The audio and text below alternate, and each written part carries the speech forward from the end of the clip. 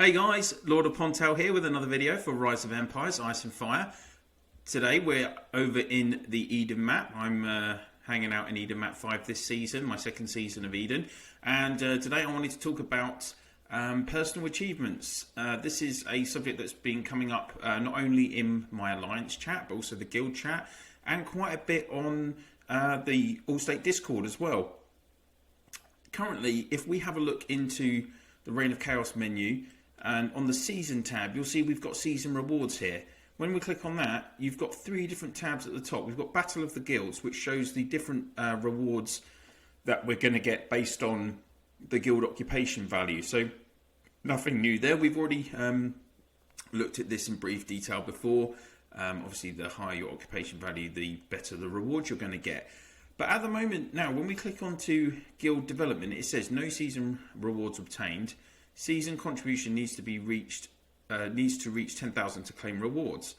Now, this would imply that based on some measurement of development within the guild, whether that is, this leveling up in the guild contribution, perhaps. So, like right now, we're at level 10.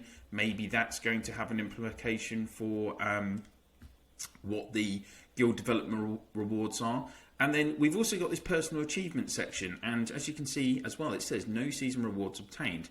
And this menu was available in the previous season of Eden as well, but it just didn't have anything happening I guess it was already put into the code, but they just nothing was activated. This season, however, you can see at the bottom here, my personal achievement points are 3,630 after 10 days of the season. And what's been happening is if we go into the castle view and come on, blue snacks, there we go. We've got the usual Reign of Chaos quests, and we're going to be completing tasks on this. And one thing I would definitely push you guys to do is to complete your Reign of Chaos quest tasks. It's simple in the way that it's like a roadmap for your development within the season as well. So it's good to kind of follow these things. And if you can complete all of them, when you're completing these, you're getting extra honor points, which is going to give you more speciality points, which is going to make you stronger in Reign of Chaos. So it's definitely worth doing. A new thing for this season, so I already just upgraded one of my assault fortresses to level 3 to show you what's going on here. By the way, just a little side point, I'm not upgrading a lot of my fortresses at the moment because we're not looking to be in any combat on this map for probably, I'd say, another week or two. So there's no rush. I'm focusing on my frontline workshops to get them as high as possible to increase the amount that I can process. But when we click on, so let's click on claim here, and you'll see you get the congratulations as usual, and you'll pick up your honor points, as was what happened previously, and some regeneration serum for those poor old troops stacking up in your coalition base camps, I'm sure. But then this is new. Personal achievement points, plus 20. So every time you complete any of these tasks, you will get your personal achievement points. So that's 50 for these tiles. And yeah, again, 50. So various amounts, 100 for that one. So that you can accrue these points as you work through the season. And at the moment, as you could kind of tell from the menu, you don't know what you're getting in terms of rewards. Now, I do know, I do have a bit of information to kind of share, which is this image here. And I've gone too full screen with this, I think. Let's take that down a little bit. You can tell I didn't prepare this before I clicked start on the video, right? Where am I going with this? There we go. All right. So as you can see, this is a season rewards tab with the personal achievement section. And this does have rewards on it. Now, for those of you that are, quite sharp-eyed, you'll see that instead of honor coins, this says Doomsday coins, and the where would usually be gold, it says it's a different image and it says cash. The reason for that is that this image is taken from Last Shelter Survival, which is a similar game. It's made by the same developers. I'm sure lots of you know this, but for those of you that don't, Last Shelter Survival has very, very similar game mechanics in many elements of their game. Much of the basic differences are just cosmetic, and Last Shelter Survival started before Rise of Empires. It's a few months ahead of us, and certainly in terms of the number of states they've got, I think they're over 1,000 now, while we're only over 300. But the interesting thing to note on this is that quite often, basically, the game mechanics of Rise of Empires is very, very similar to what happens in Last Shelter Survival. So, as you can see here, they do have the personal achievement points at the bottom, as we currently do. And this is the interesting bit, folks. So, as you can see, these are the 2 levels of rewards that you can get from your personal achievement. And the first, you'll need to reach 10,000 personal achievement points. Bearing in mind we're only 10 days into the season, I'm not caning it in terms of taking tiles or anything else, and I made a couple of small mistakes in terms of how I set up my points last week, but I'm already more than a third of the way to this achievement. So I'm confident that even reasonably casual players should get to 10,000 points. And what would you get for that? Well, you're going to get one of these season 1 to 4 selection recruitment cards. So that means you can choose whether you win a hero from the S1 range, the S2 range, the S3 range, or the S4 range. Which hero you get, unfortunately, it will be a random selection. But say if you need a duplicate for 3 or 4 of the S4 heroes, giving yourself a 66% chance of getting a duplicate that you need straight away, it's a reasonable price. And okay, you get 10,000 gems, and but then again, this is the other interesting thing. You can pick up 30,000 honor coins as well.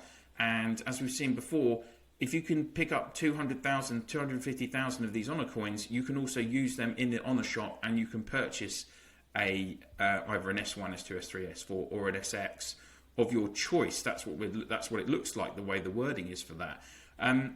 So that is a pretty good prize for basically doing an average amount in a season. Now let's have a look at the top level.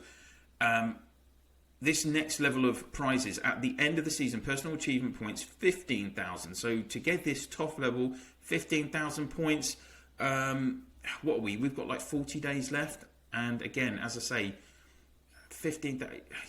the more kind of tasks you complete, the more points you get as well. I think this is, again, it's very doable if you're an active player. And this is really worth doing, guys, because if you can see here, it's our favourite letter of the alphabet. It's an X, which means it's an X recruitment card by the looks of it. Let's have a quick look back into the game and into the season hero preview. Actually, let's go back here. So it looks like, let's just double check this. Yeah, so it's the same image as this, which is the X4 Legendary Recruitment Selection card, which allows you to either choose one hero from X Legendary Selection 1, so you could choose, and you're going to get one of these 8 SX heroes, or you can go to menu 2, and you would have the option to choose, you would obtain one of these 8 SX heroes. So if you can hit 15,000, you're going to get an SX hero, which is what we're all after at the end of the day. All right, again, you've only got a 12.5% chance. Say if you only need 1 out of the 8, you've only got a 12.5% chance of getting it. But either way, that's better than grinding for months with fragments, isn't it? So this is and then you've got 15,000 gems on top, 50,000 honor coins. Again, really, that's a fair chunk towards being able to unlock a specific hero from the honor shop. And then you're going to get some gold as well, which, let's be honest, most of us aren't going to be bothered about. But I just wanted to share this information with you guys. As I say, quite a lot of people have been asking about it, and this is kind of my best guess of, as I always say, I'm not an oracle of the game. I don't have a direct dial into the developers, so I can't 100% guarantee that this is what's going to happen and when it's going to happen. I would hope that this will be active for us at the end of the season. Otherwise, why have they activated the kind of personal achievement points elements in the code for this season when they didn't last season? It would make no sense. So hopefully they're just needing to kind of finish this, and maybe in the next update we'll have this confirmed in our games, or maybe it will just appear during tally week. I know that's also that is how it works, that at the end of the season in tally week in last Shelter Survival, this just becomes available. You automatically get the reward effectively in the tally week. So we'll have to wait and see until the end of the season if this has been properly activated, guys, but I really hope it does, because I personally would love to obviously get another SX hero, of course, don't we all? And there we go. So that was basically everything I wanted to share with you on this topic of guild development and personal achievement. Again, I don't want to speculate too much on guild development, but apparently it is possible that we could end up with similar rewards, maybe slightly better than the personal achievement rewards. So I would my point would be to everyone, just keep grinding at those at your development, and focusing on those tasks and helping your alliance in donating your construction materials to help the alliance level up, because I think that's going to be an important aspect in terms of getting that guild reward as well. In terms of everything else, obviously I know people are really keen to watch my Eden videos, and as you can see, the guild that I'm part of, Winners Win, we took another town today. Unfortunately, again, both yesterday and today, we're taking one a day at the moment. Both days I was actually at work and I wasn't able to do a record. I'm off tomorrow, and I'm really hopeful that we're going to be taking another town. I'm just kind of waiting for Hard Rock, our guild leader, just to give us a bit more advice on that. He's been really good at kind of pushing us forward and getting the guild developing this season. He's doing a really great job, so I just wanted to give him a shout out on this video as well. And if we are taking a town tomorrow, then I will definitely be in a position to record it, and I will get that video done for you guys and uploaded on the channel either tomorrow night or by Friday morning UK time. So there we go. Thank you very much for watching, guys. If you're watching this video and you haven't already, please do click on that subscribe and ring the bell. I'd really appreciate it. And if you could share my channel info in your alliance chats, province chats, guilds chats, and guild Eden map province chat, that would be absolutely brilliant, guys. Of course, as well, if you could just share my channel in your WhatsApp, Discord, line, whatever you use to communicate between your groups in your alliance, guild, etc., that would be great as well. And if you have any comments about what I've talked about today, maybe you've got some extra info about what happens in Last Shelter Survival, then certainly myself and everyone else would love to hear your thoughts. So pop those comments in the box below, guys. That would be great. Thank you very much for watching, and I will see you soon.